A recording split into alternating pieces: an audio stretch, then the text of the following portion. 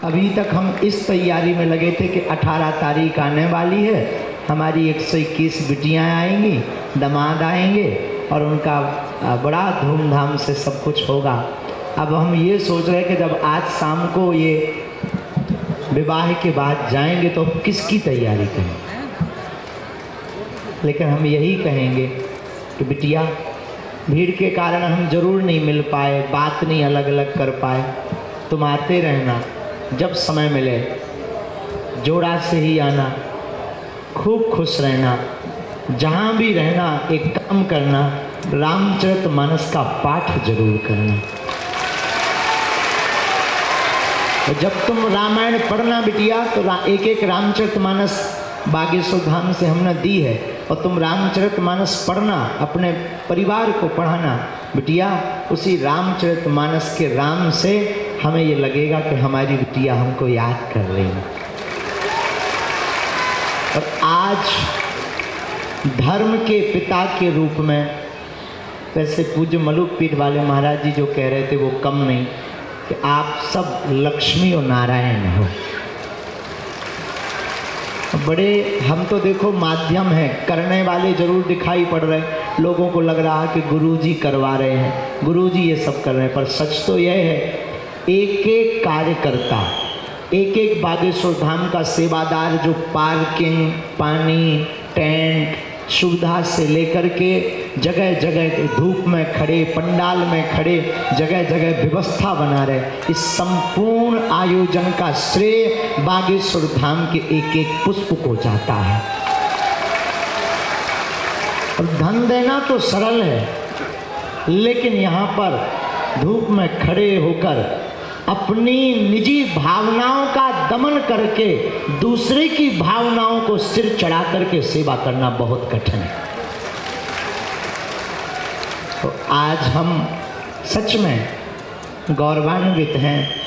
और बिटिया, ऐसा आशीर्वाद देना, पूरे बागेश्वर परिवार को ऐसा आशीर्वाद बेटियों देकर जाना कि हर साल हमारा बागेश्वर परिवार इतना समृद्ध और इतना भाव युक्त और साधना और साधन युक्त बने कि हर साल अनेक ऐसी हमारी बेटियों का यहाँ से पाणी ग्रहण मंगलमय संस्कार करवाता है। हमें कुछ नहीं चाहिए, तुम सब हमारे पास हो तो सब कुछ है। अब हमारी तो बोलने की सामर्थ्यता ही धीरे धीरे जा रही। हम सोच रहे जब शाम होगी तो फिर रात कैसे बीतेगी, क्या करेंगे। मतलब अभी तक तो इस इंतज़ार में थे हम कि आज 18 तारीख है, अब आज हमारी बेटियों का विवाह होगा। अब फिर कोशिश है, शरीर में सामर्थ्यता रही, कोई ऐसा उपद्रव नहीं हुआ तो अगले साल महाशिवरात्रि को पुनः बालाजी को याद करके फिर बेटियों का पाणी ग्रहण बालाजी करवाएंगे, हमें भरोसा है। तुम सब प्रसन्न रहना। तुम ये मत मानना कि तुम्हारा विवाह करवाया है तो हमने उपकार किया। तुम ये भी मत मान कर जाना कि तुम निर्धन थे इसीलिए बागेश्वर धाम से विवाह हुआ। नहीं, तुम धनवान थे इसीलिए बागेश्वर धाम हनुमान से विवाह हुआ। तुम निर्धन नहीं थे। निर्धन होते तो ये लाइट, टेंट, साउंड सर्विस, ये जो महापुरुष बैठे ना, इनको नहीं बुला पाते। तुम बिटिया हरो धनवान थी, और इतनी धनवान थी कि तुम लाखों लोगों को भोजन कराने में सक्षम थी, तब तो लाखों लोग प्रसाद पा रहे। और ऐसी ऐसी विभूति मलुक पीठ वाले महाराज जी, शासन प्रशासन, कुछ शासन प्रशासन भावनात्मक और प्रोटोकॉल ठीक है, सब कोई ऐसा नहीं रहा जो नहीं आया। जीवन में एक बात याद रखना,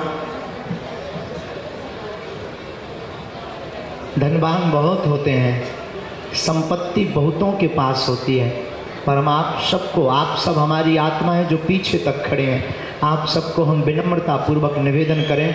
अमीरों के विवाह में तो लाखों लोग पहुंच जाते हैं, लाखों लाखों का उपहार लेकर जाते हैं, कभी उनके विवाह में भी आया करो जिनका कोई नहीं होता। आज हम तो धर्म के पिता हैं और हम अपने आप को संभाल नहीं पा रहे, मतलब हम बहुत कठोर भी हैं और यूँ कहो कि हम, लेकिन हम विचार कर रहे हैं कि तुम्हारे पिता जिन्होंने तुम्हें जन्म दिया उन पर क्या बीत रही होगी। जिस घर में तुम खेली, जिस घर में तुम पढ़ी बड़ी। हमारा तो नाता अभी 1 महीने का जुड़ा। 1 महीने पहले तुम्हारे बात आई, नाम आया, हमने हाँ कह दिया, तैयारी में जुट गए, रोज तैयारी, रोज कथा में जुट गए। आज हम विचार कर रहे बिटिया तुम्हारे पिता के ऊपर, माँ के ऊपर क्या बीत रही हो। जिस घर में तुम खेली पड़ी बड़ी, जिस घर में तुम चहचहाई, जिस आंगन में तुम कूदी, जिस भवन में तुम खिलखिलाती रही, और आज एक ही दिन में तुम पराई हो रही। संसार का कितना भी कठोर पिता हो, कितना भी कठोर भाई हो, कितना भी निर्दयी हो, लेकिन जब बहन की विदा होती है और पिता की जब बेटी की विदा होती है तो उसका भी दिल फूट पड़ता, उसकी आंखें गवाह दे जाती हैं। क्योंकि बिटिया अनमोल उपहार है ईश्वर का। पुत्र तो केवल एक घर का नाम रोशन करते, बेटियां तो 2-2 कुलों का नाम रोशन करती।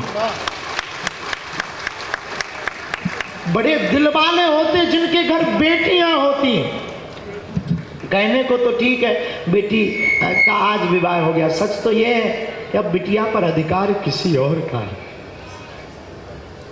आज तक ये बिटिया हमारी थी, अब ये बेटियां एक ही दिन में, इतने दिन का नाता किसी। लेकिन भगवान भी अद्भुत है। हम यही प्रार्थना ईश्वर से करेंगे, जितने लोग यहाँ बैठे, हमें तो आप सब में ईश्वर नजर आता है। कृपा करके कभी भी अपनी बेटियों को नीचा मत दिखाना, कृपा करके कभी भ्रूण हत्या का सहयोग मत करना।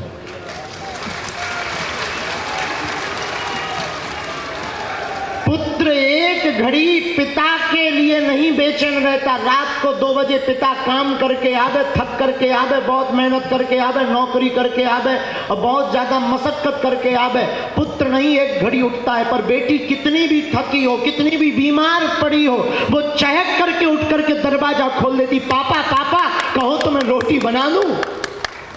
भले ही उससे चाय बना देना बनती हो, लेकिन पापा पापा कहो तो मैं रोटी बना दूं। खोल करके दरवाजा, रोटी बनाने, किचन में कुछ भी ना हो, पापा बस गरम कर रही हूं, झूठ बोलकर तुरंत भोजन बनाने पहुंच जाती है। बेटियां भगवान की कृपा है, बेटियों में वो ममता है। हम तो कई बार वर्णन पढ़ते हैं या अनुभव करते हैं तो हमारा दिल झकझोर जाता है कि बेटियां कभी वीरांगना लक्ष्मीबाई बनती, तो कभी माँ बनती, तो कभी बहन बनती। कितने भाव को पूर्ण करती हमारी बेटियां। बेटियां सच बतावे साक्षात दुर्गा का रूप होती हैं। विविधता होती है, विविधता, और कितना ममत्व विशाल होता है बेटियों का। सबको पोषित करती, सबकी भावनाओं का सम्मान। खुद बीमार रहेंगी, भूखी रहेंगी, लेकिन अपने परिवार को कभी भूखा। हमारी प्रार्थना है, जितने लोग यहाँ खड़े, मेरे साधु जनों, विनम्र निवेदन है, कभी भी अमीर आदमी की शादी में तुम पहुँच पाओ या ना पहुँच पाओ, पर जिनका कोई ना हो ना, उनके घर जरूर जाया करो। उस बेटी को कितनी प्रसन्नता होती है। वही अभी हमको एक पत्रकार मिले रास्ते में, ऐसी जल्दी जल्दी हम चले जा रहे थे, तो हमको कान में गुरुजी एक बात बतानी। फिर कमरे तक गए, हम कहा बोलो। गुरुजी जब हम बेटियों से पूछ रहे थे ना, तो हमने कहा कि बताओ आपको कैसा लग रहा। बोले गुरुजी सब रो रही थी कि हमने कभी सोचा ही नहीं था कि हमारा विवाह इतना भव्य और दिव्य होगा। तो मेरे पागलों, तुम अपनी जिंदगी में याद रखना, कभी भी अवहेलना मत करना, कभी भी अवहेलना मत करना। पुत्र तो बहुत बड़ा बनने पर अपने प्रोटोकॉल में, अपने विचार में जीने लगता है और उसका जीवन विचित्र होता है। परंतु बेटियां कितनी भी व्यस्त हो जाएं, परंतु बेटियों का वो हमारे पास आज भी लोग आते हैं, हम तो बहुत अनुभव ऑब्जर्व करते रहते हैं, बैठे बैठे ऑब्जर्व करते हैं। बेटियां अगर अपने ससुराल में हैं और रक्षाबंधन आ जाए और अगर धोखे से वो किसी कारणवश ना पहुंच पाए, तो भाई की कलाई खाली ना रहे, पड़ोसी वाले अंकल के पास दौड़ दौड़ करके जाती हैं, क्या आप जाएंगे अंकल जी? यदि जाना तो हमारे भाई के लिए कलाई के लिए राखी लेकर के चले जाना, ताकि रक्षाबंधन पर कलाई सूनी न रहे। अब वो जल्दी जल्दी बनाकर भेज देती हैं। तो बेटियां ईश्वर का वरदान है। हम बार बार अब क्या बोलें, ना तो हमें प्रवचन याद आ रहे, ना हमें ये याद आ रहा कि हम क्या करें।